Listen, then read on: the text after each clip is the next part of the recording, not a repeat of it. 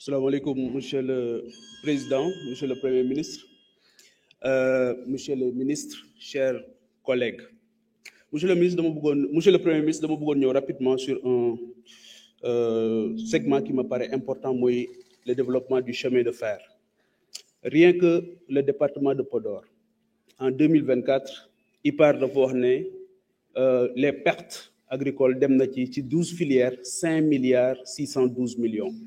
Dans l'année, ça fait 250 milliards au Sénégal. Donc, le chemin de fer va permettre de nous rapprocher les zones de production et les zones de consommation. Benen bi nga xamanteni chemin de fer dina ko lijeenti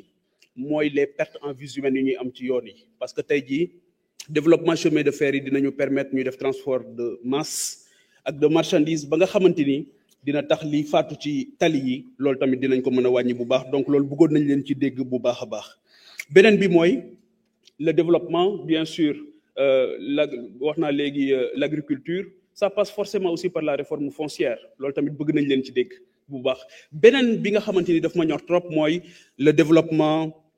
du logement social à travers la fiscalité le financement et le foncier lool tamit bëgg nañ ngeen dellu ci bu baax parce que lool sonal na sénégalais yi benen bi moy monsieur le premier ministre dama lay yëgal loo xamanteni xam naa ne yëgoo ko ndax jubal jubbanti tamit bokk na ci li ngeen doon xeex en 2022 loolu ngeen bàyyi ko xel mooy sa doomu nday Barthélémy Toye Dias li nga bañoon ne ñu jël mairie bi ci moom en 2022 maa ngi lay yëgal ne ñoo ngi koy jël xaw ma ndax yëg nga ko ou pas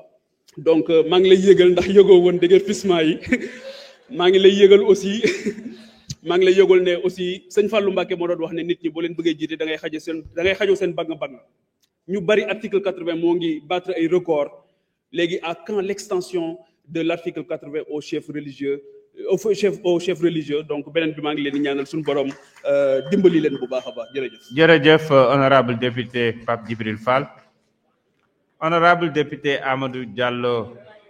numéro 2.